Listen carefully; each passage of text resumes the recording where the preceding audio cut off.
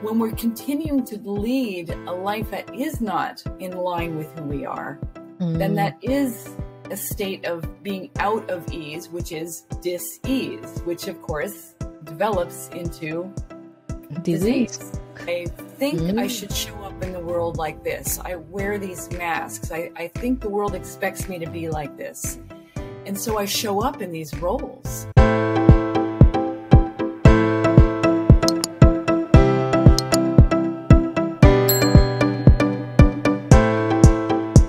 Today's guest is Deanne Deaville, a best-selling author, healthy lifestyle coach, and workshop facilitator with a formal background in nutrition, who helps stressed and overwhelmed professionals gain increased clarity, productivity, energy, and more fulfillment from life. Before embarking in the area of health and well-being, Deanne worked 20 plus years in Silicon Valley in various roles. After an unexpected cancer diagnosis, Deanne turned her non-stop life of chaos to one of thriving in high energy through targeted nutrition and authentic living techniques. Welcome, Deanne. Thank you, Anita. Happy to be here today. What is one of the most courageous things you have done? Oh, we're just diving right in. That's awesome. You know, I've had a pretty adventurous life. And when I was a teenager, for example, I learned to fly. I got my pilot's license. Wow. And then, you know, in my mid-20s, I met my husband and we sailed across the Pacific Ocean. We went to Hawaii. We were in Mexico for a while and we sailed to Hawaii and back. And it's a 30-day journey sailing back from San Francisco Bay from Hawaii. And so there's a lot of things that, you know, that a lot of people looked at me and said, wow, that's amazing. You're so brave. That's so courageous. And then, you know, when I came back, I had both my babies at home birth. And again, it's like, I could never do that. But, you know, courage is an interesting thing. And so that one of the most courageous things I've ever done are not those things. Honestly, the most courageous thing that I did, I really had to muster up the courage, was to finally leave my husband. Gosh. And that's so ironic to me when I look at all the things that I've done. And then I consider, you know, millions of women leave their husbands all the time, right? This is not versus how many women are pilots, for example, right? Exactly. So it was a surprising thing that was what took the most courage. That's the most courageous thing that I did. Yeah, I'd love to get my pilot's license. I've had some fun. Yeah. Well, see, and that's just it. I mean, it was not something that, it was just, I don't know, it was a cool thing to do. Both my parents were pilots. You know, I kind of grew up around aviation. It's like, yeah, that's cool. Yeah, excellent. I've had some flying lessons, but that's as far as it's got. Something that I'd love to do. It's really, it's pretty empowering. Yeah, I can imagine. So what took you on your journey of health and well-being? Is this something that happened naturally, that fell into place, or is it from your experiences? Yeah, it's definitely from my experiences. And this is something that I hear a lot from my peers, that, you know, some people just go right from high school into a college of nutrition or from chiropractic to something like that. But no, mine was very organically driven. When my daughter was young, she was just, you know, 5, 6 years old. She was having constant recurring ear infections. Okay. And the pediatrician just said, you just, you know, surgically insert tubes in their ears. And then it's really common these days. And they naturally fall out after a year. And I'm thinking, that just sounds really odd. It's like, we never had tubes when I was a kid. This is not normal. So I just did a little bit of digging, and it turns out that, you know, most common reason for recurring ear infections and sinus issues is because of a gut flora imbalance. And the most common reason for that is the diet, particularly gluten. So as soon as I took out gluten out of the diet, man, she was a new kid. And went, wow, what other things don't I know about that we're not taught. And so I dove in and I went back to school and I became a certified nutritionist, and it took me down a whole new path. Mm-hmm. But after a few years of doing that, I realized, okay, now that eating right is becoming more mainstream, people are talking about it more. We already know what we're supposed to do. We're supposed to eat more veggies and we're not supposed to eat fast food or something. We know all this. Why are we not doing that? Yeah, knowing and doing is completely different. Exactly. So we know what's right and we know what's wrong, and yet we still go down one path or another. Why? What's motivating us? So then, that took me down an even different path as far as, new training and education. And it's been really a fascinating journey, really. It's been amazing. Yeah, because I'm personally gluten-free as well. So I can totally understand that. My life completely turned around. Right. And, people say, well, we've been eating wheat for years. Why all this gluten stuff? Well, the wheat has changed. Absolutely. The plants are different today, and they're modified. It doesn't mean they're a GMO. They're modified because there's genetically engineering of, splicing genes together in a lab versus, creating a new plant that you can splice an apricot and a plum and create a pluot, that's not done in a lab, right? You can do it on the field. So there's different ways of doing it. And we've changed wheat so that now it grows really fast and really tall, so we can harvest it quickly. But it contains different proteins. And that's what humans are not evolved to deal with, to manage, to digest. Yeah, so tell me more about targeting nutrition and authentic living techniques. What's that? That sounds very interesting. Well, they're two separate items, really, because after I got my cancer diagnosis, I, through all the years of studying nutrition and working with people and reading and researching, I had said, if I ever got cancer, I would not do chemotherapy. Okay. And the reason being is because chemotherapy can be effective in some cancers, but basically chemo only kills cancer cells when they're dividing. Not, and cancer cells are chaotic. It's not like they're all lining up like soldiers and then they all like, okay, 1, 2, 3, divide. And then you can target that moment.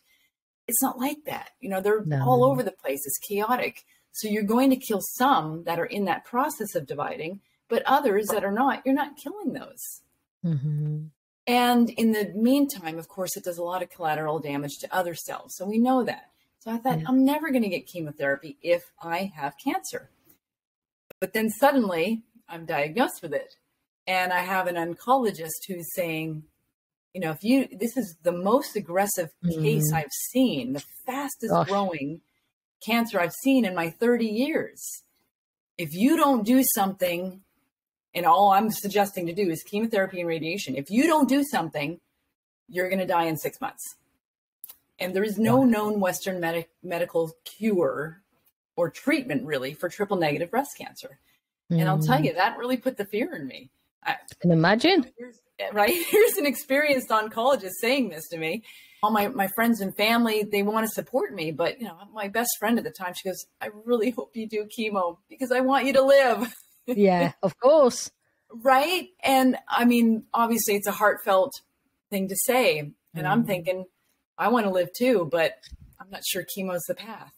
And I had to think about it. And of course, the oncologist is like, you don't have time to think about it. This is aggressive. In some cancers, it's growing slowly enough. You can think about it. You can, make some different choices, but not this one.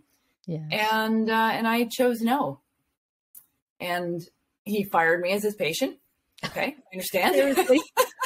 It was mutual. I can imagine. Whoa. Yeah, and so I went down a totally different path of, targeted nutrition, which really started with the ketogenic diet. Okay. And the premise behind the ketogenic diet is that you're fueling your body and your cells, your mitochondria, with ketones and not with glucose, which is the hallmark of cancer, is that cancer ferments glucose in the cell and it does not respirate oxygen. So you don't want to feed cancer So by starving it of carbohydrates and switching to ketones, you still have good energy and you're not feeding cancer. And boom, I lost probably 10 pounds in the first couple of weeks, which I didn't necessarily need to lose weight, but it's amazing how it's not an easy diet, but once you do, it's like, wow, I have more energy. I can think more clearly. I have, good stamina, and it was a game changer for sure. I'm keto too.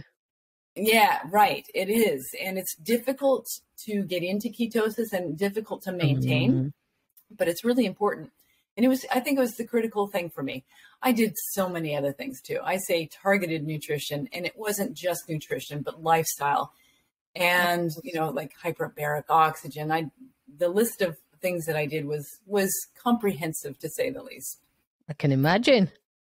But it goes beyond that, because that's just one side, right? The nutrition is the physical, biological part.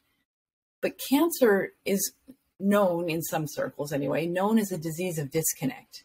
And when we are not living true to ourselves, not living authentically, and we're at a constant kind of strife, if you will, that is a state of dis-ease. I think I should show up in the world like this. I wear these masks. I think the world expects me to be like this.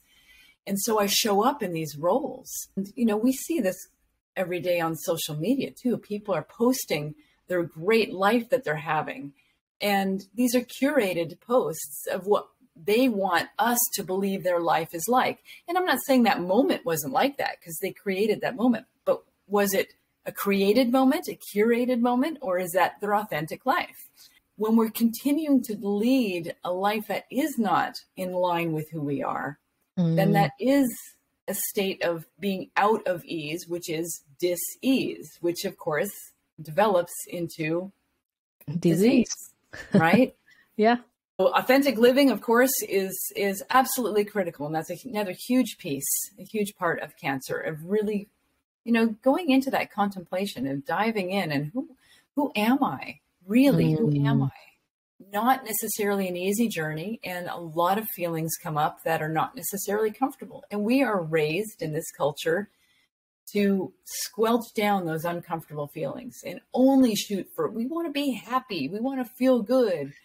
And, absolutely. Right. And I mean, of course that's natural, but at the same time, if we don't deal with these other feelings, if we just sweep them under the rug, it's not that they go away.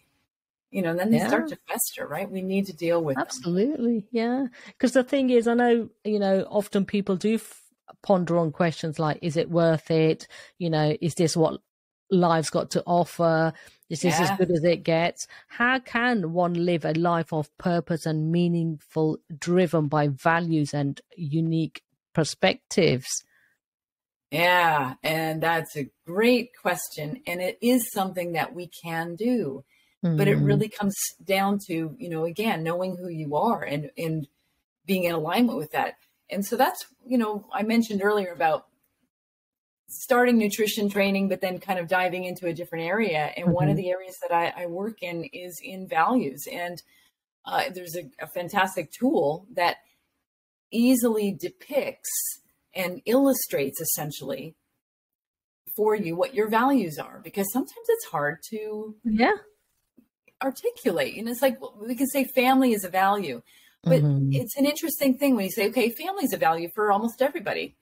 Some people have, different priorities in family, but one person might say the best thing that I can do for my family is work really hard, earn a lot of money so I can support financially. And then my spouse can raise them or something. And another person might say family is a value, therefore I'm going to give as much time as I can, which means homeschooling or whatever.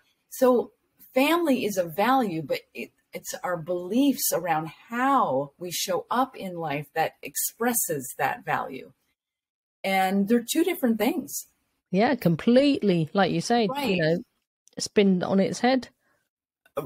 Right. And so it's important to understand what your values are and then dive down. It's like, why and how will I show up in life expressing this value? And so I mentioned the tool because it is a great tool that there's a worksheet and, Mm-hmm. a journaling exercise, if you will. And then I coach people through it as well.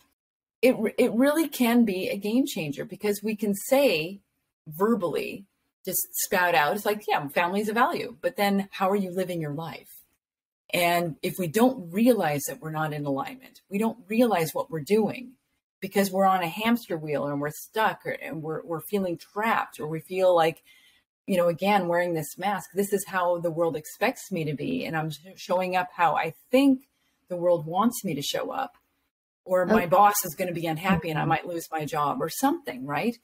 So we can say our values are one thing, but we might be living it in a different way.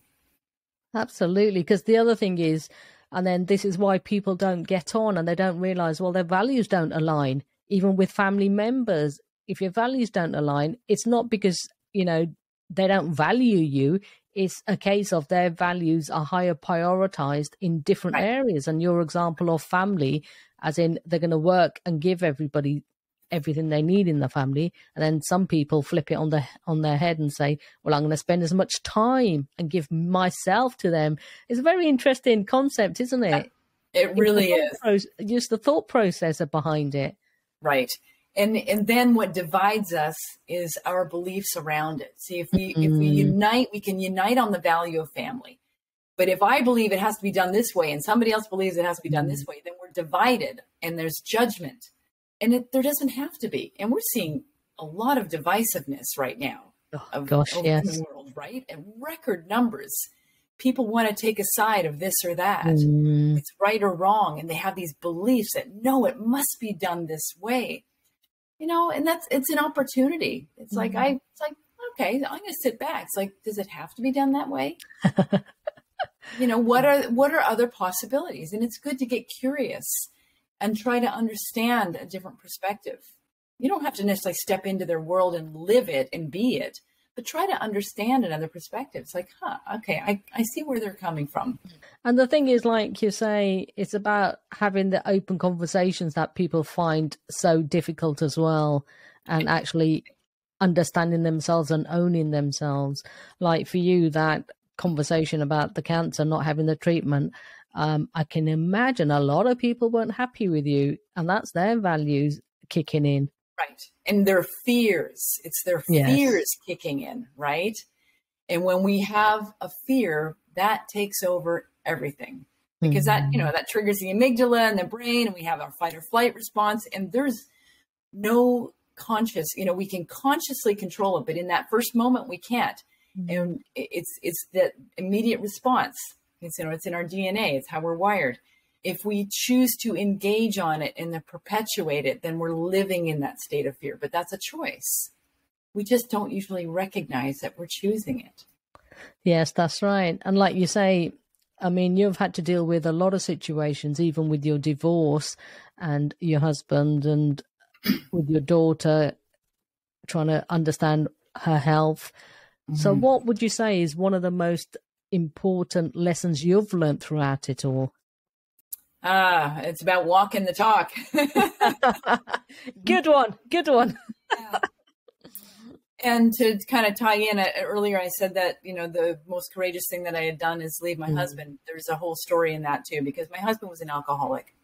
Okay. After we came back from sailing, we had children, I had my babies at home. We bought a house. We started a business. We were like living this American dream, right? We had the house, the dog, the 2 kids that, I even had a picket fence. Yeah, I was going to say the picket fence. I really did have a white picket fence, a little small one back in the garden, but it was there. Wow. So here I am living what I think I'm supposed to be living. And I really didn't feel aligned. Because I was a really adventurous kind of person, and I loved the life that we were living out on the water. Here's my husband saying, you should be happy. Millions of women would kill for what you have. And I thought, that's true. It is true. I am lucky. I should be grateful for what I have. It just didn't feel, right. And, it's like people have babies out on the ocean. It's not like you have to come home and buy a house to have a kid, right? We met people in Mexico all over the place. It's like, my baby was born here and now we're sailing here. And, And it's a different way of living. And that sounded really appealing to me. So again, this is kind of a bit of a mismatch. Not only, I mean, we both had that value, but we had different priorities at that point in life. Through the years and through, two major economic downturns, and then, after the dot-com bust, and then the 2008 crisis, which, we can say it was a mortgage and banking crisis, but it impacted everything. And through those two events, our business was just suffering, and we had borrowed to the hilt against the house and poured the money into the business, and it just wasn't working. And as it wasn't working, and he recognized that his fears are creeping up, he starts drinking more and more and more, which of course makes the entire situation worse. Yes. And then I am scrambling even more to keep it all together, keep the family running, keep the household running, keep the business going as much as I can, and look good doing it, man. Absolutely. Come on. You can't let the world know this is going on. And so I'm hiding even more, and I'm wearing this mask of a smile. And it's like, yeah, I'm fine. It's like, no, I'm really not fine, but I'm doing the best I can. Again, we don't want to feel these awful feelings. So I buried them. And his drinking increases, and I'm burying things more and just scrambling like a one-armed paper hanger.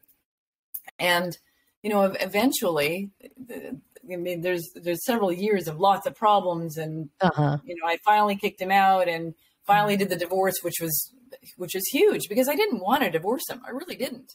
But he wasn't getting better, and he was destroying our lives. Yes. And so I felt like I had to do this. And then, it wasn't long after that he committed suicide. Oh, gosh.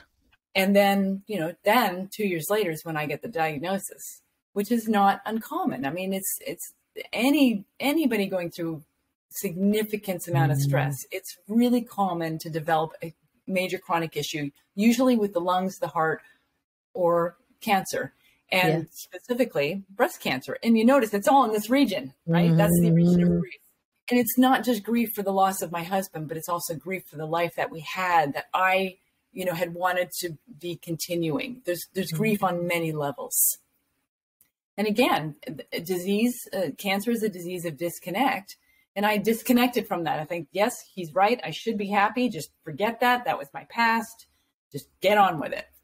And so I really disconnected, which I truly believe is, the primary reason why I got cancer. Yes, people don't actually realize how the body manifests a disease, and it really does. It really does. Yes.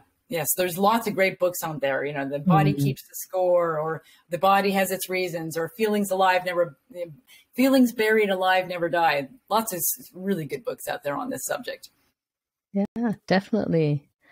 So what resources do you recommend, daily tools, to anyone that wants to start living more purposeful in a meaningful life for themselves?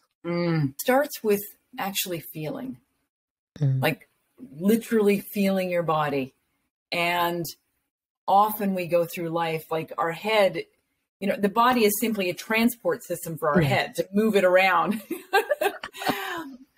But we have this body, and it's amazing, and it's our trusted and true friend for our entire life. And how our mind, choose to treat it has a great impact, of course, on our health and well-being, our energy. And there's constant communication. In fact, there's more communication from the heart to the brain than there is from the brain to the heart. So it's really important to pay attention to how we're feeling, because it is giving clues. We can think, okay, well, I'm feeling, a pain in this knee. There is that, but I mean, I'm also talking about emotional feeling. So for example, sitting here right now on this podcast with you, I'm paying attention to how my body is feeling. And it's like, okay, yeah, I'm holding my shoulders up a little. I'm feeling a little tense, because I'm feeling like I want to be alert and aware and be on it. But how do I want to feel? Do I want to feel relaxed and having a casual conversation? It's like, okay, just take a breath and drop my shoulders. It's like, relax the stomach muscles. This feels better. It starts in every single moment. And of how you want to feel, we can step into that. Obviously, if you're in a situation where there's a life-threatening thing going on, or if you're you're driving or you're physically doing something that you can't do this. That's a different story. But most of the time when we're washing the dishes, we're, drying our hair in the morning, or we're in the shower, are we moving really fast to get it done really quickly? Or are we relaxed? How do you want to feel? And yeah, we can absolutely. change this. Yeah. So what resources do you recommend, daily tools, tips, for anyone that wants to start living a more purpose and meaningful life? Well, it's a great question. And there are many things that we can do. But one thing that we can all do, like right now in this moment, is to tune into your body. See how your body is actually feeling. So often in life that we're just thinking, we're in our heads, right? We're just thinking Definitely. all the time, and our body is just there to physically transport our head around and get us from here to there. And we really ignore how our body's feeling unless we're feeling a specific ache or pain that's calling our attention. But overall and in general, we typically don't pay much attention to our body. So right now, in this very moment, as I'm sitting here talking to you, as people are listening in, just notice how your body feels. Are your shoulders up, stressed out and, holding them up toward your ears? Or are we rigid? Or it's like, I'm sitting back and having a relaxing conversation. And we can choose this in any moment. And it takes some practice to really feel everything in your body and notice, because oftentimes we're so tense for so long, so much of the time, it's our new normal. And we have a sense that, I have agitation. I mean, when you see people sitting and they have that knee, they're constantly doing this with their knee, it's because they're so used to moving. There's an agitation, and the mind is really busy. Tune in and just notice how your body is feeling. And then taking it one step further, it's like, how do you want to feel? And just breathe into that and create that feeling. We can create and generate hormones that create these feelings, physical feelings, anytime. And the fastest way is to have some gratitude for something in our life. I mean, we all have something, many things to be grateful for. Absolutely. Yeah. And, they say there's no dumb questions. Well, there's one dumb question. It's like, can it get any worse? Well, of course it can. But we have so much to be thankful for, grateful for. So, even if it's just simply like, I'm enjoying a wonderful cup of tea and I have this beautiful mug that somebody carefully crafted and painted, it can be very simple things. And that generates some coherence in our heart, which starts the whole feeling throughout the rest of the body. And we can generate this at will. We just have to choose it. Absolutely. I love it. And it's so true. I mean, our minds are so busy and people just don't realize, just quieten it down.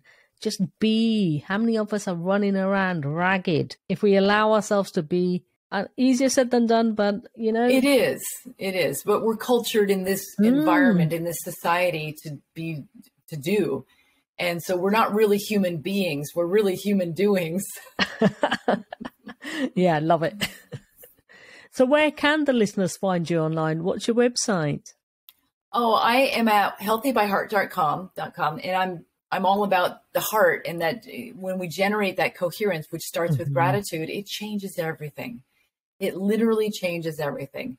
Slowing down, feeling into our body. So if people go to healthybyheart.com, right at the top, there's that values assessment that I'd mentioned earlier.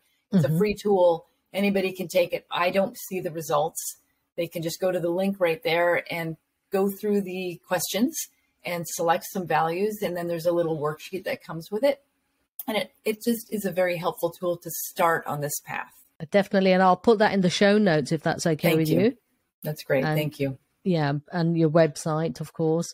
Thank you for sharing your courageous journey with us today. And by doing so, you have helped so many others. Deanne Deaville, what is your definition of courage? I mentioned earlier that I have had an adventurous life, and I've done some things that some people would call courageous, but it didn't really feel courageous to me. And that's because I wasn't afraid.